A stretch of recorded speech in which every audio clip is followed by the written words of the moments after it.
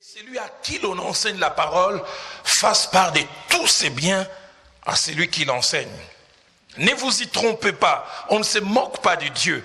C'est qu'un homme aura semé, il les moissonnera aussi.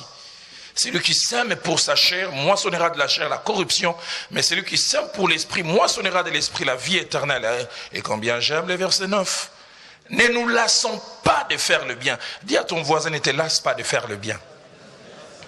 Car nous moissonnerons au temps convenable. Dis à ton voisin, tu moissonneras au temps convenable. Si nous ne nous relâchons pas, dis-lui encore, si tu ne te relâches pas. Nous allons parler en quelques minutes avant que nous puissions nous plonger dans la prière sous le thème les protecteurs de la lampe. Les protecteurs de la lampe. Depuis plusieurs semaines, je suis en train d'étudier, je préfère même dire réétudier, la vie de David, ce brave et merveilleux homme. Mais en étudiant sa vie, on ne peut s'empêcher de toucher à des personnes qui l'ont entouré, qui l'ont aidé à aller vers la royauté. Et je l'ai dit, je pense, il y a quelques dimanches, ici, quand j'ai eu à prêcher. Vous savez, Dieu n'a jamais voulu que nous soyons des solistes, de ceux qui réussissent par eux-mêmes.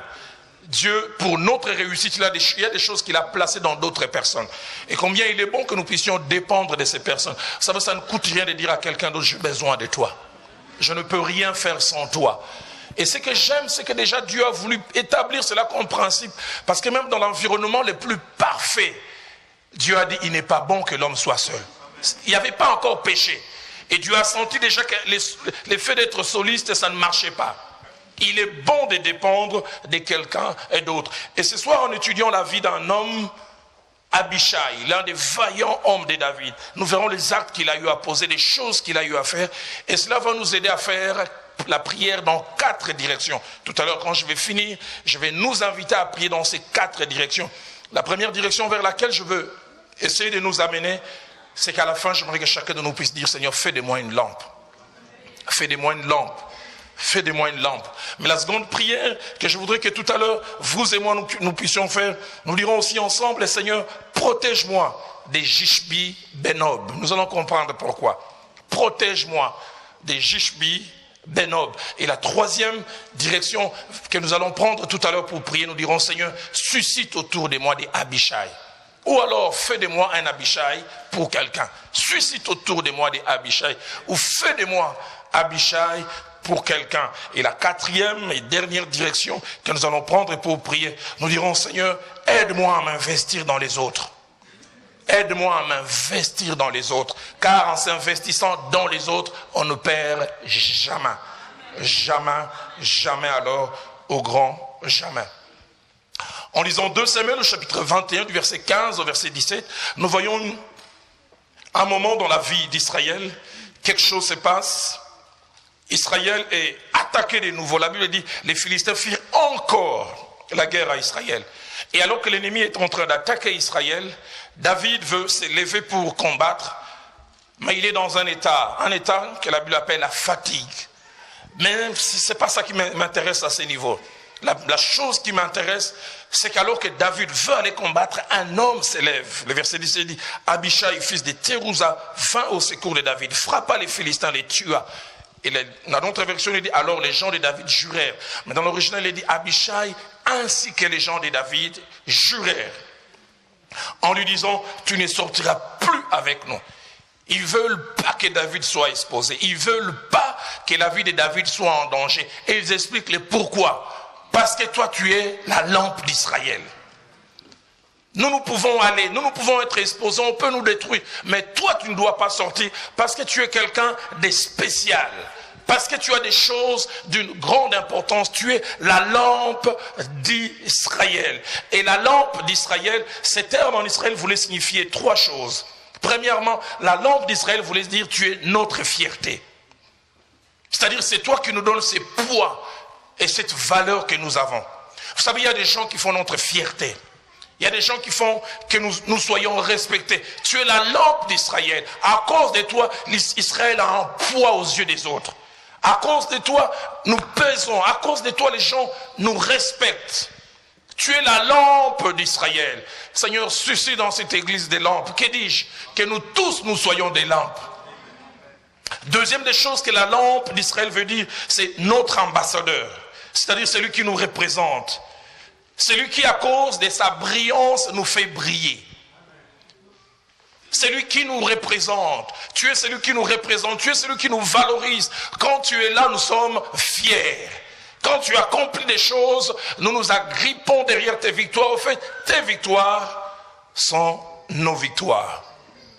Troisième chose que la lampe d'Israël veut dire, nous tous, nous sommes en miniature en toi. Une autre version dit, c'est lui en qui nous sommes cachés. En miniature, nous sommes en toi. En toi, nous sommes cachés.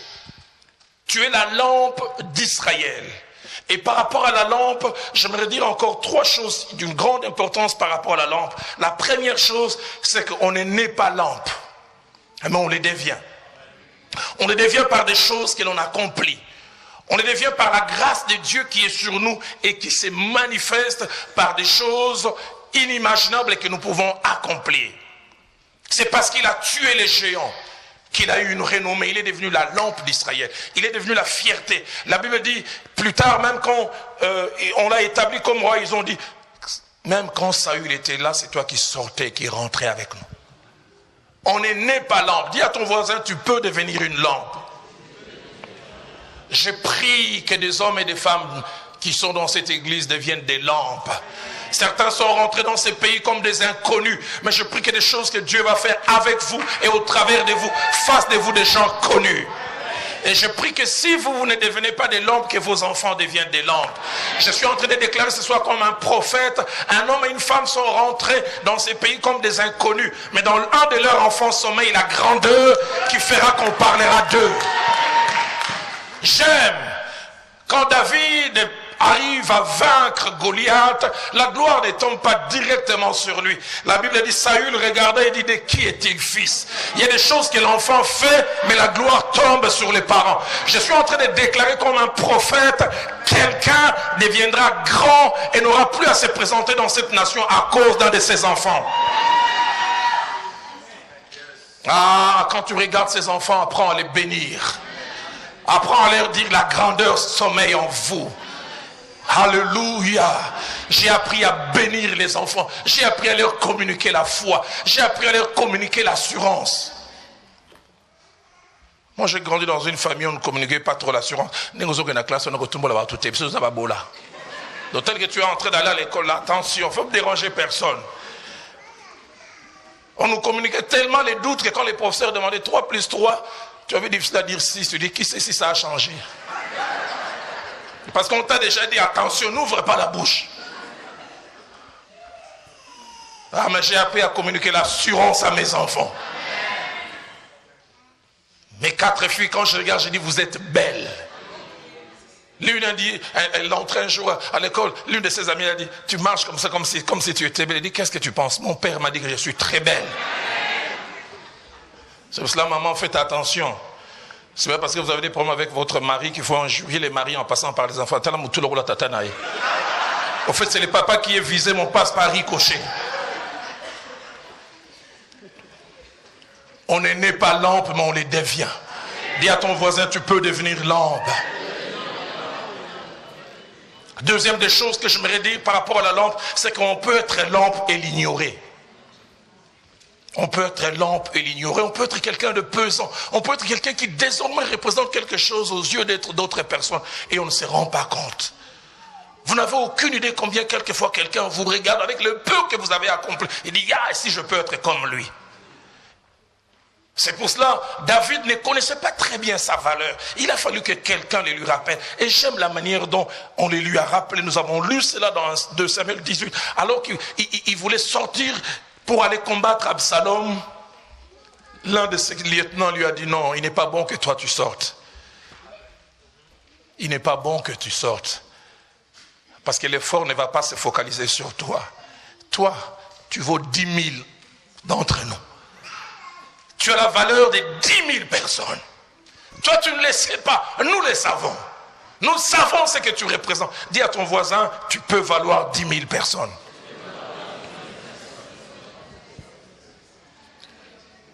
Ah, c'est vrai, s'il est bon quelquefois de ne pas savoir que l'on est lampe, c'est bon Parce que peut-être ça nous préserve de l'orgueil. Mais c'est aussi un piège. Des fois qu'on ne sait pas, on ne sait pas comment se comporter. Parce qu'on n'a aucune idée de ce que l'on représente aux yeux d'autres personnes. Il y a des choses que vous ne devez pas faire, non pas parce que vous ne les voulez pas, mais il y a des choses que vous ne devez pas faire à cause de ce que vous représentez pour les autres. Il y a des choses que tu ne peux plus oser. Il y a des jours où je marche à Kinshasa, j'ai envie de manger de la cacahuète comme j'ai mangé quand j'étais petit. Je prenais un grain, j'ai jeté, et puis je faisais comme ça. Mais je ne peux plus le faire. Ah, quand on avait 13, 15 ans, on achetait du pain et les cacahuètes en poche. Et on marchait, on coupait un morceau. Le désir est toujours là malgré que j'ai 47 ans. Mais je ne peux pas le faire, je suis révérend Roland Dallot.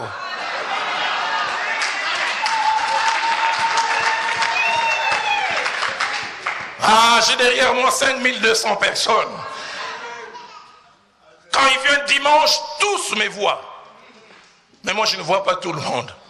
Donc, je ne sais pas savoir qui m'a vu et qui ne m'a pas vu. J'ai toujours en mémoire, en 94, je me retrouve dans un grand magasin à Kinshasa, sur l'avenue du Commerce. Je commençais à peine dans les ministères. Je voulais acheter un poste téléviseur. Je me suis fait accompagner de mon jeune frère, aujourd'hui pasteur Rémi. Et on arrive là, c'était un magasin des Libanais. Et un jeune homme congolais qui nous voit et nous parle à voix basse, c'est vieux. Tout le monde est mis de l'eau couleur. Donc faisons voir de toutes les couleurs à ces personnes qui ne sont pas de notre nation. Et il a demandé, bonjour sur ma télévision, quelle télé vous voulez? Et j'ai montré, non, la télé là de 300. J'ai dit, ok, sur à 150. Si tu as 150, donne-moi et va m'attendre dehors. J'aimerais vous faire une confession, que ça reste entre nous. Ne le dites pas aux absents. Hein, que ça reste entre nous, c'est promis. Malgré ma foi et ma spiritualité, il y a une délibération de 5 minutes. Économie de 150. J'ai commencé à réfléchir, 150. Non, et puis il y a eu un sursaut. Je suis serviteur de Dieu. Et dès que j'ai fini de répondre comme ça, 2 jeunes filles qui étaient à côté, l'une a tapé et m'a dit, oh, pasteur Okitsinga Moutema. Pasteur, tu m'as rassuré. Parce que je t'ai su à la télé, tu ne sais comment je t'apprécie. Si tu avais fait cela, tu allais me décevoir, tu allais tuer quelque chose en moi. Est-ce que j'avais vraiment l'idée que cette personne me connaissait? Il y a des choses que ceux qui sont des lampes ne doivent pas faire. À cause de ce qu'ils représentent. Seigneur, aide-moi à prendre conscience que je vaux 10 000. Aide-moi à prendre conscience que je ne dois pas faire n'importe quoi. J'ai lu ce livre au début de ma conversion et c'est quelque chose qui m'a marqué à vie. Un jeune homme appelé Israël Narvaez, il était ami à David Wilkerson, ils se sont, à plutôt Nicky Cruz, ils se sont convertis par le ministère de David Wilkerson. Il était un dealer, il était quelqu'un qui dans les rues de New York vendait la drogue, faisait toutes sortes de choses. Un bandit connu. Et puis quand David Wilkerson a prêché la parole à Nicky Cruz, Israël Narvaez aussi s'est converti. Et quand il s'est converti, ça a fait un boucan. Parce que c'était quelqu'un, tout le monde disait, Israël converti. Israël a dit, je ne voulais plus me promener avec une petite Bible, je me promenais avec la Bible de Jérusalem. Je voulais que tout le monde voie que j'ai vraiment changé de camp. Israël dit, 3 mois après ma conversion, je suis allé en prison. On m'a amené pour prêcher aux vendeurs de drogue. Il dit, quand je suis rentré dans cette prison, je me suis mis à prêcher. Un jeune homme qui était devant moi s'est mis à pleurer. Et à la fin, il a posé la question, il dit, Israël, toi tu prêches. Alors si Israël tu prêches, c'est qu'il y a un Dieu. Je suis dans la drogue à cause de toi. Si toi tu as quitté, c'est que je peux aussi quitter. Israël est sorti plein d'encouragement. Israël dira 3 semaines après, il dit, c'est pas ce qu'il a pris. Un matin, alors qu'il lui avait coupé les amarres, il avait arrêté ces choses, il a eu le désir d'aller encore fumer. Il dit, ça faisait plus de 3 mois, il dit, à peine il est allé revoir ses amis, il commençait à fumer, on les a arrêtés. Et la meilleure, que dis-je, le pire, quand on les a arrêtés,